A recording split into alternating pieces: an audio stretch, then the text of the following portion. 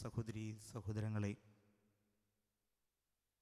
ഒരു വ്യക്തിയിൽ നിന്ന്, ഒരു കുടുംബത്തിൽ നിന്ന് ദൈവം എന്താണ് ആഗ്രഹിക്കുന്നത്, ദൈവം എന്താണ് പ്രതീക്ഷിക്കുന്നത്, ദൈവം എന്താണ് ഇഷ്ടപ്പെടുന്നത്, അത് മനസ്സിലാക്കണമെങ്കിൽ തിരുവചനം വായിക്കണം. ദൈവം നമ്മളോട് സംസാരിക്കുന്നത് തിരുവചനത്തിലൂടെയാണ്. സാമുവേലിൻ്റെ 2-ാം പുസ്തകം 7-ാം അധ്യായം 29-ാമത്തെ തിരുവചനത്തിൽ നാം ഇപ്രകാരം വായിക്കുന്നു. ദാവീദ് രാജാവാണ്, ഒന്നിനും ഒരു കുറവില്ല. ദാവീദ് പ്രാർത്ഥിക്കുകയാണ്, അടിയൻ്റെ കുടുംബം അങ്ങയുടെ തിരുമുൻപിൽ നിന്നും ഒരിക്കലും മാറിപ്പോകാതിരിക്കേണ്ടതിന് അതിനനുഗ്രഹിക്കുവാൻ തിരുവുള്ളമാകണമേ. ദൈവമായ കർത്താവേ, അങ്ങ് വാഗ്ദാനം ചെയ്തിരിക്കുന്നു, അടിയൻ്റെ കുടുംബത്തെ എന്നും അനുഗ്രഹം നൽകണമേ. പ്രിയമുള്ളവരെ, കുടുംബം എവിടെ ആയിരിക്കണമെന്ന് ദാവീദ് പ്രാർത്ഥിക്കുകയാണ്. ആ പ്രാർത്ഥന പ്രകാരമാണ് ദൈവത്തിൻ്റെ മുൻപിലായിരിക്കണം ഒരു കുടുംബം എന്ന്. അത് ദൈവത്തിൻ്റെ വാഗ്ദാനം കൂടിയാണ്. ദൈവത്തിൻ്റെ മുൻപിൽ നിൽക്കുന്ന ഒരു വ്യക്തി, ആ കുടുംബം എന്നേക്കും അനുഗ്രഹീതമായിരിക്കും. അത് ദൈവത്തിൻ്റെ വാഗ്ദാനമാണ്. ദൈവത്തിൻ്റെ മുൻപിലായിരിക്കണമെന്നുള്ളത് ദൈവം ആദ്യമേ മുതൽ ആഗ്രഹിച്ചിട്ടുള്ളതാണ്. ഉൽപ്പത്തിയുടെ പുസ്തകം 3-ാം അധ്യായം 8-ാമത്തെ തിരുവചനത്തിൽ നാം വായിക്കുന്നു, ആദം ദൈവത്തിൻ്റെ മുൻപിൽ നിന്നും മാറി. അപ്പോൾ ആദം പാപം ചെയ്യുന്നതിന് മുമ്പ് വരെ ദൈവത്തിൻ്റെ മുൻപിലായിരുന്നു. പുതിയ നിയമത്തിൽ പത്രോസ് കർത്താവിന് എതിരെ പറയുമ്പോൾ കർത്താവ് പറയുന്നുണ്ട്, മത്തായിയുടെ സുവിശേഷം 16-ാം അധ്യായം 23 തിരുവചനത്തിൽ, സാത്താനെ, നീ എൻ്റെ പുറകെ പോ, നിന്റെ ചിന്ത ദൈവീകമല്ല മാനുഷികമാണ്. അതായത് ദൈവത്തിനെതിരായൊരു വ്യക്തി ചിന്തിക്കുകയും പ്രവർത്തിക്കുകയും ചെയ്യുമ്പോൾ ആ വ്യക്തി ദൈവത്തിൻ്റെ മുൻപിൽ നിന്നും പുറകിലേക്ക് പോകുന്നു എന്നാണ് അതിൻ്റെ അർത്ഥം. ഞാനും നിങ്ങളും ദൈവത്തിൻ്റെ മുൻപിൽ നിന്നും പുറകിലേക്ക് പോകുന്നവരാണോ? ദൈവം എന്നോടും നിങ്ങളോടും പറയുന്നുണ്ടോ എൻ്റെ മുൻപിൽ നിന്നും പോകാൻ?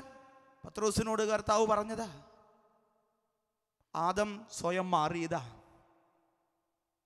അബ്രാഹാം ദൈവത്തിൻ്റെ മുൻപിൽ നിൽക്കുന്നു. 19-ാം അധ്യായത്തിൽ നമ്മൾ കാണുന്നു, സോദോം ഗോമറയെ നശിപ്പിക്കാൻ പോകുന്ന ദൈവത്തിനോട് അബ്രാഹാം മുൻപിൽ നിന്നും മധ്യസ്ഥ അപേക്ഷിക്കുക. മോശ ദൈവത്തിൻ്റെ മുൻപിൽ നിന്നും ഇസ്രായേൽ സമൂഹത്തിന് വേണ്ടി പ്രാർത്ഥിക്കുകയാണ്. പ്രവാചകന്മാരെല്ലാവരും ദൈവത്തിൻ്റെ മുൻപിൽ നിൽക്കുന്നു. ന്യായാധിപന്മാരുടെ പുസ്തകത്തിൽ നമ്മൾ കാണുന്നു, ദെബോറ ഒരു ഈന്തപ്പനത്തിൻ്റെ ചുവട്ടിലിരുന്ന് ന്യായം വിധിക്കുന്നു. നീ എവിടെ ഇരിക്കുന്നോ അത് ദൈവത്തിൻ്റെ മുൻപിലായിരിക്കണം.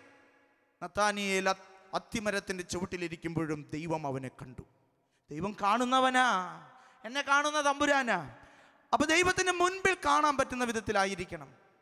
പ്രിയമുള്ളവരെ, പുതിയ നിയമത്തിൽ ഒരു കുടുംബം ദൈവത്തിൻ്റെ മുൻപിലായിരുന്നതിനെ നമ്മൾ ഒന്ന് ചിന്തിക്കുകയാണ്. ലൂക്കായുടെ സുവിശേഷം 10-ാം അധ്യായം 38 മുതൽ 42 വരെയുള്ള വചനങ്ങൾ, 4 വചനങ്ങളേ ഉള്ളൂ. അത് 38 മുതൽ 42 വരെ കർത്താവ് സ്ലീഹന്മാരോടൊപ്പം വഴിയിലൂടെ നടന്നു പോവുകയാണ്. ചിലപ്പോഴൊക്കെ എൻ്റെ ഇടവകയിൽ ഞാൻ വൈകുന്നേരം നേരത്ത് ഇടവക അതിർത്തിയിലൂടെ നടന്നു പോകാറുണ്ട്. വെറുതെ റോട്ടിലുള്ളവരെയും എൻ്റെ ഇടവക്കാരെയും എല്ലാവരെയും ഒന്ന് കാണാൻ പറ്റുന്ന സമയം അതാ. ആരുടെയും വീട്ടിലൊന്നും കയറുന്നില്ല. ഇനി ചിലപ്പോൾ വല്ല രോഗികളുടെ വീട്ടിൽ കയറും, പ്രാർത്ഥിക്കും. അപ്പം നമ്മൾ നടന്നു പോകുമ്പോൾ കൊച്ചു കുട്ടികളൊക്കെ വിളിക്കും, അച്ഛാ സ്തുതിയായിരിക്കട്ടെ, അച്ഛനൊന്ന് വരുമോ? ചിലപ്പോൾ പ്രായമായവർ വിളിക്കും. അങ്ങനെ വീട്ടിലേക്ക് കയറിയാൽ അവർക്ക് വലിയ സന്തോഷമായി. അച്ഛനോട് കുശലാന്വേഷണമൊക്കെ ചോദിച്ച് എന്തെങ്കിലുമൊക്കെ വെള്ളമൊക്കെ ശരിയാക്കി തരും. ഒന്നെങ്കിൽ ഒരു ചായയോ ഒരു കാപ്പിയോ, ചിലപ്പോൾ അതിൻ്റെ കൂടെ വെറുതെ വയ്ക്കാൻ പറ്റുമോ, എന്തെങ്കിലും പലഹാരം തരണ്ടേ, ഒരു പലഹാരമൊക്കെ. പിന്നെ അവരുടെ വിഷമം പറയും, അച്ഛാ ഒന്ന് പ്രാർത്ഥിക്കണേട്ടോ, മോൻ്റെ പരീക്ഷ ദേ അടുക്കാറായി, ദേ കല്യാണക്കാരി ഒന്നും നടന്നിട്ടില്ല, അച്ഛൻ ഒന്ന് പ്രാർത്ഥിക്കണം. പ്രാർത്ഥിച്ചു, അവർക്ക് സന്തോഷമായി. കർത്താവ് ഒറ്റയ്ക്കല്ല, കർത്താവിൻ്റെ കൂടെ 12 സ്ലീഹന്മാരാ പോണേ, ഒരു ബറ്റാലിയൻ ആൾക്കാരാ കർത്താവിൻ്റെ കൂടെ. അപ്പോൾ വിളിക്കുമ്പോൾ സൂക്ഷിക്കണം. ആരാ കണ്ടേ? മർത്ത അടുക്കളയിലിരുന്ന് ജോലി ചെയ്യായിരുന്നു. മർത്ത അടുക്കളയിലിരുന്ന് ജോലി ചെയ്യുന്ന സമയത്ത് കർത്താവ് സംസാരിച്ച് പോകുമ്പോൾ മർത്ത പറഞ്ഞു, മേരിയെ ഇതാരാ പോണേ? അത് കർത്താവല്ലേ. എത്ര ദിവസമായി എൻ്റെ മേരിയെ നമ്മുടെ വീട്ടിലേക്ക് കർത്താവ് ഒന്ന് വരണമെന്നൊന്ന് ആഗ്രഹിച്ചിട്ട് ഇതേ പറ്റിയ സമയമാണ്, ഞാൻ ഒന്ന് വിളിക്കട്ടെ പോയിട്ട്.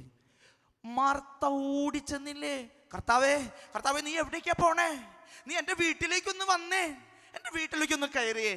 കണ്ടോ, കർത്താവിനെ കുറിച്ച് ധാരാളം കേട്ടിട്ടുണ്ട് മർത്ത. ഇതിപ്പോ അടുത്ത വന്നിരിക്കുക കർത്താവ്. കർത്താവിനെ വീട്ടിലേക്ക് വിളിച്ചു മർത്ത വീട്ടിലേക്ക് വന്ന് വിളിച്ചു, കസേരക്കിട്ട് കൊടുത്തു, അവിടെ ഇരുത്തി. അപ്പോഴേക്കും മർത്ത ഓടി അടുക്കളയ്ക്ക് പോയി. ആരാ വന്നിരിക്കണേ? അത്ഭുതങ്ങൾ ചെയ്യുന്ന, രോഗികളെ സൗഖ്യപ്പെടുത്തുന്ന ആ കർത്താവ് എൻ്റെ വീട്ടിലാ വന്നിരിക്കണേ. എന്തെങ്കിലും കൊടുക്കണ്ടേ? വെറുതെ വിട്ടാ പോരോ? എന്തെങ്കിലും നല്ലത് തന്നെ കൊടുക്കണം, നല്ലത് ഉണ്ടാക്കി വെക്കണം. കരുതി വെച്ചിട്ടുണ്ട് പൊടികളൊക്കെ, വെള്ളപ്പഴക്കും ചൂടാക്കി. ഈ സമയത്ത് വേറൊരാളും കൂടി ഉണ്ട് ആ വീട്ടില്, മേരിക്ക് ഒരു കൊലുക്കില്ല. അവൾ അവിടെ ശാന്തമായി കർത്താവ് ഇരിക്കുന്നതിൻ്റെ മുൻപിൽ കർത്താവിൻ്റെ മുഖത്തേക്കൊക്കെ നോക്കി ഇരിക്കുക. ഈ സമയത്ത് മർത്തായുടെ മനസ്സിൽ ഒരു അസ്വസ്ഥത. ചേമ്പ്, ചേന, കൂർക്ക ഇതൊക്കെ കുത്തിയാലേ മുളയ്ക്കുള്ളൂ, തന്നെ മുളയ്ക്കുന്നതാണ് അസൂയ. മർത്ത അവിടെ നിന്ന് തുടങ്ങി, എന്നെ ഇങ്ങനെ ഈ അടുക്കളയിലേക്ക് വിട്ടിട്ട് അവൾ അവിടെ കർത്താവിൻ്റെ മുമ്പിൽ ഇരുന്നുകൊണ്ട് സൂയിക്കുക, അത് പറ്റില്ല. അവളുടെ മനസ്സ് അസ്വസ്ഥമായി. അവൾ പറഞ്ഞു, കർത്താവേ നീ കണ്ടില്ലേ എൻ്റെ സഹോദരി എന്നെ ദേ ഇവിടെ പല കാര്യങ്ങൾക്കും സഹായിക്കാനായിട്ട് വരാതെ അവൾ നിന്റെ മുമ്പിലിരിക്കുക. അപ്പൊ കർത്താവ് ഈ പരിഭവത്തിൻ്റെ മേലെ ദേ ഒരെണ്ണം കൂടി അവൾക്ക് കൊടുക്കുക. മർത്ത നീ പലതിനെയും കുറിച്ച് എന്താണ്? നീ പലതിനെയും കുറിച്ച് വ്യഗ്രചിത്തയാണ്. നീ പലതിനെ കുറിച്ച് ഉത്കണ്ഠാകുലയും അസ്വസ്ഥയുമായിരിക്കുന്നു. മറിയം നല്ലത് തിരഞ്ഞെടുത്തിരിക്കുന്നു. പ്രിയമുള്ളവരെ, മർത്ത വല്ല തെറ്റും ചെയ്തോ? മർത്ത കർത്താവിനെ വിളിച്ച് വീട്ടിലേക്ക് വരുത്തി എന്തെങ്കിലും നല്ലതൊന്ന് കൊടുക്കണ്ടേ? ദൈവമല്ലേ വന്നിരിക്കുന്നേ. ഒരു വികാരിച്ചൻ വീട്ടിലേക്ക് വന്നാൽ എന്തെങ്കിലും നല്ലത് കൊടുക്കും. നമ്മുടെ ഏറ്റവും ഇഷ്ടമുള്ള ആരെങ്കിലും വീട്ടിൽ വന്നാൽ നമ്മൾ അവർക്കും എന്തെങ്കിലും കൊടുക്കും. ഇനി മെത്രാനച്ചൻ വന്നാലോ എന്തായിരിക്കും വീട്ടിലെ സ്ഥിതി? അപ്പൊ ദൈവം വന്നപ്പോൾ മർത്ത സത്യം പറഞ്ഞ ഉള്ളത് മുഴുവനും കൊടുക്കാൻ ആഗ്രഹിച്ചു. അപ്പോൾ തൻ്റെ സഹോദരി മേരി കർത്താവിൻ്റെ മുമ്പിൽ വെറുതെ ഇരിക്കുക. അപ്പോൾ അവൾക്ക് അസൂയ തോന്നി, അസ്വസ്ഥത തോന്നി. കാരണം എന്താ? അവളുടെ മനസ്സ് വ്യഗ്രചിത്തയാണ്, ആകുലയാണ്, ഉത്കണ്ഠാകുലയാണ്. കർത്താവ് അവളുടെ മനസ്സിലേക്ക് നോക്കിയിട്ട് പറഞ്ഞു, മർത്ത നീ പലതിനെ കുറിച്ചും ഉത്കണ്ഠാകുലയാണ്, അസ്വസ്ഥചിത്തയാണ്. മറിയം നല്ല ഭാഗം തിരഞ്ഞെടുത്തിരിക്കും. പ്രിയമുള്ളവരെ, നല്ല ഭാഗം മറിയം തിരഞ്ഞെടുത്ത്. എന്താ നല്ല ഭാഗം മറിയം തിരഞ്ഞെടുത്തത്? കർത്താവിൻ്റെ മുഖത്ത് നോക്കി, കർത്താവിൻ്റെ മിഴികളിൽ നോക്കി, അവൻ്റെ മൊഴികൾ കേട്ട് അവൻ പറയുന്ന വഴികളിലൂടെ നടക്കാൻ മർത്ത ആഗ്രഹിച്ചു.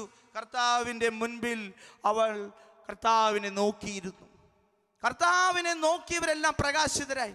സങ്കീർത്തനം 34:5 പറയുന്നില്ലേ, ഞാനും നിങ്ങൾക്കൊക്കെ ഒരു പ്രകാശം വേണം, നിങ്ങൾ ലോകത്തിൻ്റെ പ്രകാശമാണ്.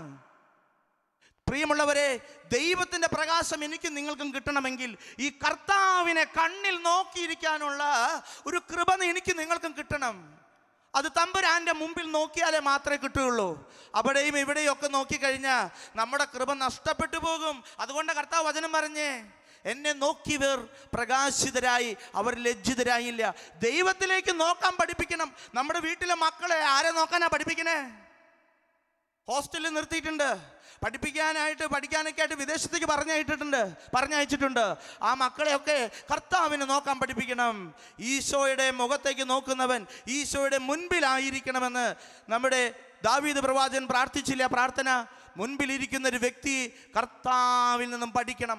ഞാനും നിങ്ങളും കർത്താവിൽ നിന്നും പഠിക്കണം. പ്രിയമുള്ളവരെ, ലൂക്കായുടെ സുവിശേഷത്തിൽ 1-ാം അധ്യായം 80-ാമത്തെ തിരുവചനത്തിൽ നമ്മൾ വായിക്കുന്നു, ശിശു വളർന്നു, ആത്മാവിൽ ശക്തിപ്പെട്ടു. നമ്മുടെ മക്കളൊക്കെ എന്തിനാ ശക്തിപ്പെടണേ? അവർക്ക് നല്ല നല്ല ഭക്ഷണം കൊടുത്ത് പിള്ളേര് വളർന്ന് ഇങ്ങനെ ശ്വാസം മുട്ടാറായ പോലെ വളർന്നവരനെ. ഉള്ളിൽ വല്ല കരുത്തുണ്ടോ? അമ്മ ഒന്ന് പിണങ്ങിയ